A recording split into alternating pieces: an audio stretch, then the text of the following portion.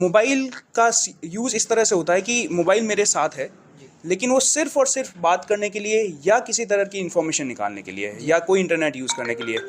लोग कहते हैं कि मैंने 20 घंटे तैयारी की, 22 घंटे की, आपने 24 घंटे में कितना समय आपने आपकी पढ़ाई के लिए निकाला? नियमित रूप से 8, 9, 10 घंटे की अगर पढ़ाई करते हैं, जी। तो वो काफ़ी होता है। बस क्या आपको भी किसी ने ताना मारा?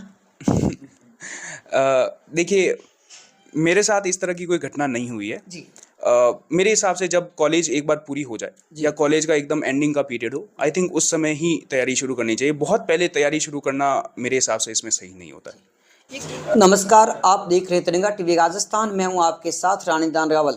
राजस्थान और राजस्थान में बाड़मेर बालोतरा ज़िले में यहाँ प्रतिभाओं की कमी नहीं है, और जो प्रतिभाएं खिलकर सामने आती है, खुलकर सामने आती है, तब यहाँ के लोगों में इतनी खुशी और प्रसन्नता होती है कि उनके पलक पावड़े बिछाने के लिए तैयार हो जाते हैं।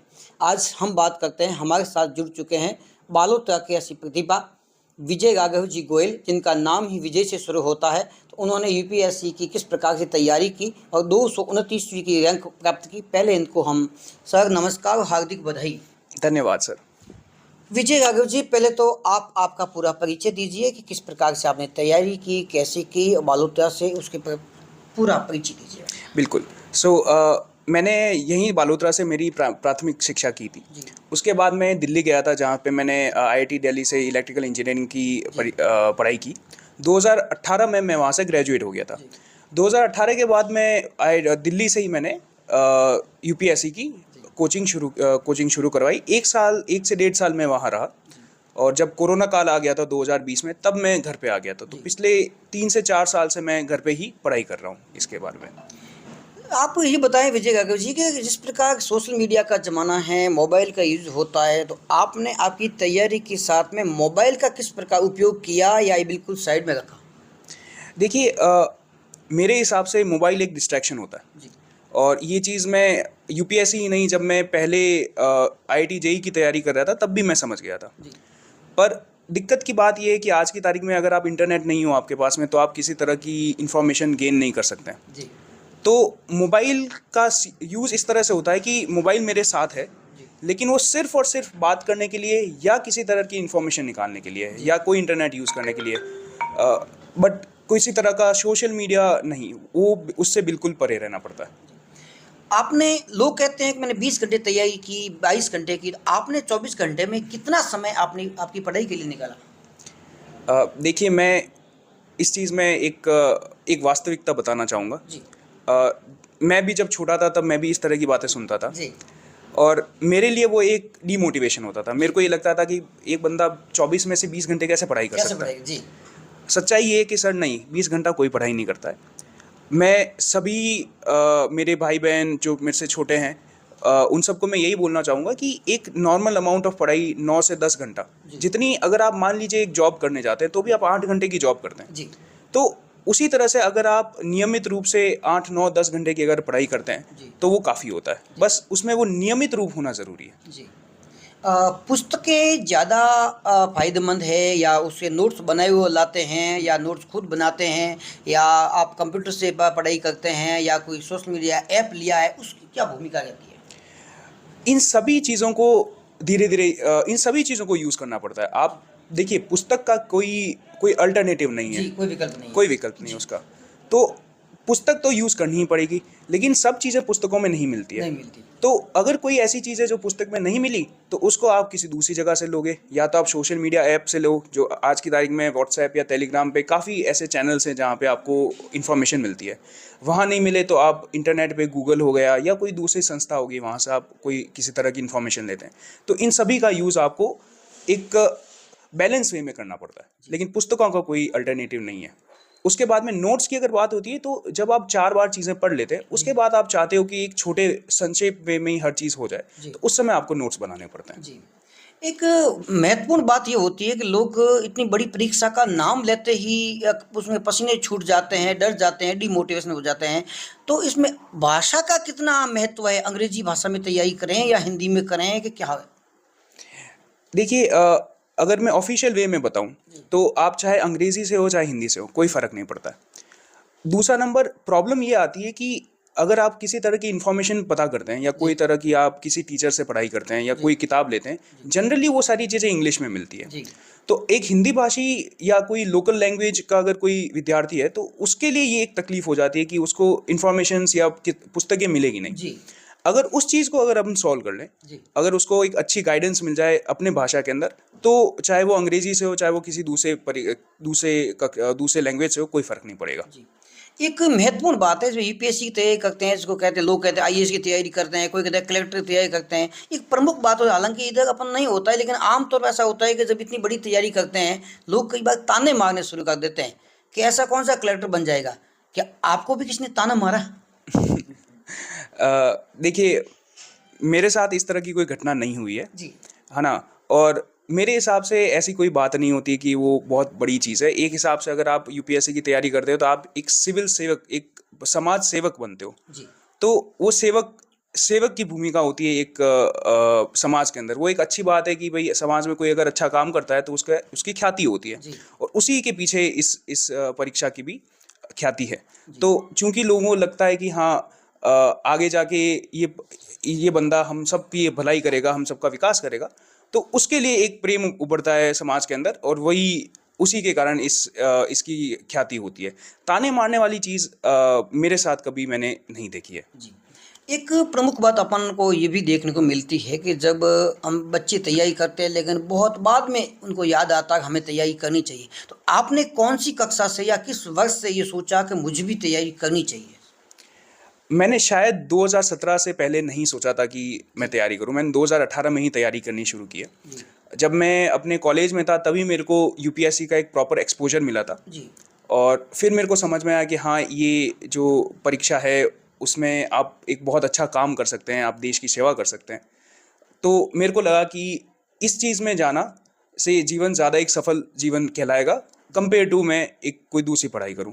तो सिर्फ मैंने 2017 से ही पढ़ाई शुरू की है, और मेरे हिसाब से ऐसा कोई ज़रूरी नहीं है कि आप 10वीं से या 8वीं से कुछ लोग तैयारी शुरू कर देते हैं। मेरे हिसाब से वो कोई ज़रूरी नहीं है, जब भी आपको लगे उसी समय आप शुरू कर सकते हैं। साक्षात्कार यानी इंटरव्यू में जाने से पहले आपने किस प्रकार की तैयारी की होगी? आसपास की जानकारी, जनरल नॉलेज या वेशभूषा, पहनावा, किस बारे में?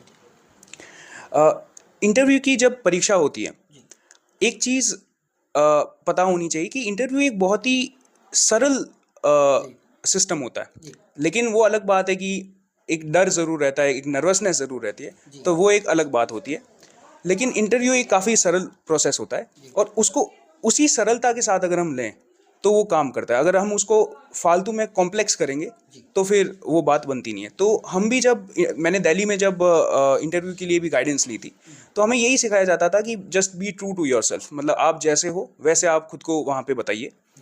अगर आप किसी भी तरह का दिखावा नहीं दिखावा करेंगे तो वो पकड़ लिया जाएगा, और वो चीज़ कभी अच्छी भी नहीं लगती है। जी वो बात है। वेशभूषा की अगर बात करें तो एक चीज़ आप भी समझिए कि वेशभूषा किसी भी आदमी की कभी भी सुधर सकती है। जी तो इंटरव्यू के अंदर भी उसको इतना महत्व नहीं दिया जाता। जी उनको पता है कि इसको अगर हम 4 दिन बताएंगे तो वेशभूषा सही हो जाएगी, लेकिन वो देखते हैं कि उस आदमी का कैरेक्टर कैसा है। जी क्या वो नर्वस होता है, क्या वो एक स्माइलिंग पर्सन है, क्या वो एक हैप्पी पर्सन है, क्या वो दूसरों लोगों को साथ में लेके चल सकता है। जी तो इस तरह की चीज़ें वहाँ पे बताई जाती है, और वही चीज़ें हमको वहाँ पे बतानी होती है।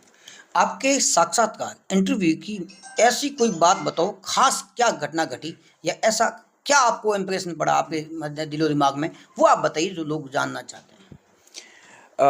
जब इंटरव्यू की अगेन जब बात आती है तो एक दिमाग में आता है कि बड़ा ही ग्रिलिंग सा एक सिस्टम रहेगा कि हम वहाँ जाएंगे और वो सामने जो 5 लोग बैठे हैं क्या वो पूछेंगे? हमको परेशान करेंगे, और वो हमको इस तरह से हमको डिसकंफर्टेबल कराने की कोशिश करेंगे, क्रॉस क्वेश्चन पूछ क्रॉस क्वेश्चन करेंगे, और हर छोटी छोटी तकनीकी में खराबी निकालेंगे। जी पर ऐसा कुछ भी नहीं था। जब मैं वहाँ गया, सबसे पहला प्रश्न जो वहाँ पे माननीय अध्यक्ष आपका था वो ये था कि क्या आप चाय लेंगे। जी तो और वो हमें पूरी कोशिश करते हैं कि हर तरह से एक बहुत ही फ्रेंडली एनवायरनमेंट रहे, बहुत तरह से हम एकदम खुशी से वहाँ पे इंटरव्यू दें।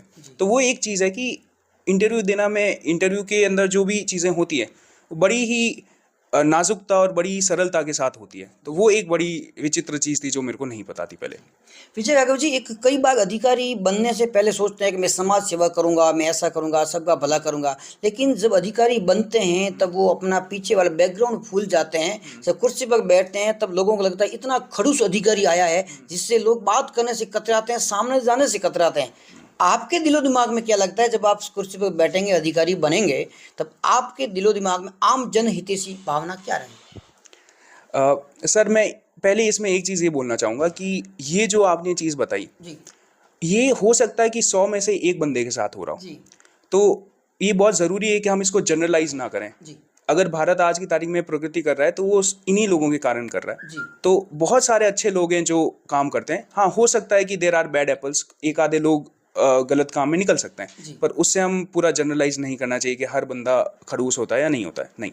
सेकेंड चीज़, अगर मैं मेरा बताऊं, मेरे को ये लगता है कि शायद मैं इस सर्विस में तभी आया था जब मेरे को लगा था कि इस चीज़ में मैं कुछ और अच्छा कर सकता हूँ। जी तो अगर वो चीज़ मेरे साथ नहीं रही तो शायद मेरा ये सर्विस करने का ही मन बंद हो जाएगा। तो मेरे को अंदर से यही फीलिंग आती है कि आगे जाके भी मैं कोई ना कोई हर जगह पे, चाहे कोई छोटी ना छोटी प्रॉब्लम ही हो, कहीं भी मैं जा रहा हूँ, मैं उसको थोड़ा सा इम्प्रूव करके ही बाहर निकलूँ। जो लोग अब तैयारी कर रहे हैं उन लोगों को आप क्या सलाह देना चाहेंगे? किस प्रकार से तैयारी करनी चाहिए, कब करनी चाहिए, उसमें आप क्या कहेंगे? किस प्रकार से तैयारी करनी चाहिए, इसमें ये चीज़ है कि पेशेंस। अगर आप पेशेंस के साथ तैयारी करते हैं तो वो धीरे धीरे वो काम बन जाएगा।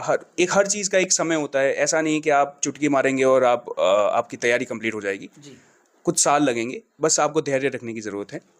कब तैयारी शुरू करनी चाहिए, उसका भी कोई ऐसा नहीं कि आपको बहुत पहले करना है या बहुत बाद में करना है। जब आपको लगे कि मेरे हिसाब से जब कॉलेज एक बार पूरी हो जाए या कॉलेज का एकदम एंडिंग का पीरियड हो, आई थिंक उस समय ही तैयारी शुरू करनी चाहिए। बहुत पहले तैयारी शुरू करना मेरे हिसाब से इसमें सही नहीं होता है। एक लास्ट बात आपसे पूछ लेते हैं कि कई लोग रात भर पढ़ते हैं, सुबह सो जाते हैं। कई लोग रात भर सोते हैं, सुबह जल्दी उठकर पढ़ते हैं। कई रात भर सोते हैं, दिन भर पढ़ते हैं। तो आपके हिसाब से सबसे उचित समय कौन सा रहता है? देखिए, मेरे साथ भी इस तरह की चीज़ थी। एक समय था जब मैं रात को पढ़ता था और सुबह सोता था। जी लेकिन मेरे हिसाब से वो सही नहीं होता है। उसका कारण ये है कि अगर मैं जेनेटिकली एक चीज़ बताऊं, जी तो हमारी बॉडी हज़ारों सालों से इवॉल्व हुई है जी और हमारे जीन्स भी उसी तरह से होते हैं कि एक समय में एक पर्टिकुलर जीन एक्टिवेट होता है। जी तो उसमें ये रहता है कि अगर आप सुबह पढ़ाई करते जी। हैं तो उस समय हमारे जीन्स के हिसाब से हमारी माइंड ज़्यादा अच्छे से एक्टिव रहता है कंपेयर टू रात में। जी। और ये मतलब ये हम कंट्रोल नहीं कर सकते, ये हमको पता भी नहीं चलेगा। अगर आप कोई भी रिसर्च पेपर पढ़ोगे जी तो उन रिसर्च पेपर्स में ये सब चीज़ें बहुत ही अच्छे से बताई गई है। तो अगर मैं उस मेडिकल साइंस के हिसाब से बताऊं तो ये बेटर रहता है कि आप सुबह के समय पढ़ो और रात के समय सो। और कुछ आप ये संक्षिप्त में कहना चाहें तो अवश्य कहें। खुद पे भरोसा रखिए बस। खुद पर भरोसा रखिए और समय जो पढ़ने का है वो सुबह वाला अच्छा बताया है। इसी प्रकार हम आपके उज्जवल भविष्य की शुभकामनाएं करते हैं और जुड़े रहिए हमारे साथ। देखते रहिए तिरंगा टीवी राजस्थान। जय हिंद, जय भारत।